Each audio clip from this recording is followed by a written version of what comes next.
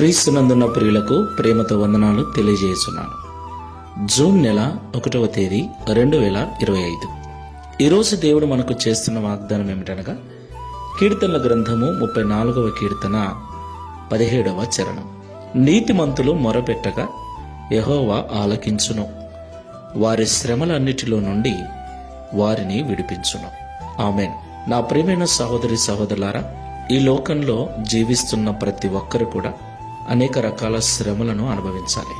మరి ముఖ్యంగా యేసు ప్రభువును నమ్ముకొని నీతిమంతులుగా జీవిస్తూ ఎవరైతే భక్తి చేస్తూ ఉన్నారో, నిజ క్రైస్తవులుగా జీవిస్తూ ఉన్నారో, నామకార్థపు భక్తి కాకుండా, పైకి భక్తి కాకుండా, విశ్వాసముతో కూడిన నీతిని, క్రియలతో కూడిన నీతిని కలిగి ఎవరైతే యేసు ప్రభువును వెంబడిస్తున్నారో వారు తప్పకుండా శ్రమలు పొందుతారని ప్రభువే చెప్పాడు. అయితే నీతిమంతులు శ్రమ పడుతున్నప్పుడు, వారు దేవునికి మొరపెట్టినప్పుడు ఆయన వారి మొర విని వారి శ్రమలన్నిటిలో నుండి విడిపిస్తానని ఈ ఉదయకాల సమయంలో మాట్లాడుతున్నాడు. దేవునికి మహిమ కలుగును గాక. ఈ మాటలు వింటున్న ప్రియ సహోదరి సహోదరుడా, నీ విశ్వాసపు జీవితంలో శ్రమలు అనుభవిస్తూ ఉన్నావా? ఇబ్బందులను అనుభవిస్తూ ఉన్నావా? అనేక రకాల శోధనల గుండా నడుస్తూ ఉన్నావా? ఒకవేళ నీకొచ్చిన శ్రమలు, నీకొచ్చిన బాధలు, నీకొచ్చిన కష్టాలు నీ అవిధేయత వలన కాకుండా నీవు నీతిమంతుడిగా ఉండటం వలన వచ్చి ఉంటే దేవుడు తప్పకుండా వాటిని విడిపిస్తాడు. ఒకవేళ నీ శ్రమలు, నీ కష్టాలు నీ యొక్క క్రియల మూలముగా వచ్చి ఉంటే, నీ యొక్క అవిధేయత వలన వచ్చి ఉంటే నీ మనస్సును మార్చుకో. నీతిమంతుడివై ప్రభువుకు మొరపెట్టు, ఆయన తప్పకుండా సహాయం చేస్తాడు. ప్రార్థన చేసుకుందాం. మహాపరిశుద్ధుడైన యేసుక్రీస్తు ప్రభువా, జీవము గల తండ్రి, మీకు స్తోత్రాలు చెల్లిస్తూ ఉన్నాం.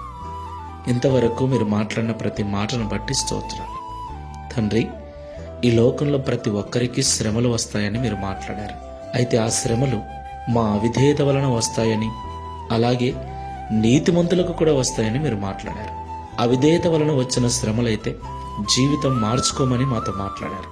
ఒకవేళ నీతిమంతులుగా మేము జీవించటము ద్వారా, యథార్థంగా మేము జీవించటము ద్వారా శ్రమ పడుతూ ఉంటే, నీకు మేము మొరపెట్టినట్లయితే మా మొరను మీరు ఆలకించి మాకొచ్చిన శ్రమలన్నిటిలో నుండి విడిపిస్తానని మాతో మాట్లాడారు.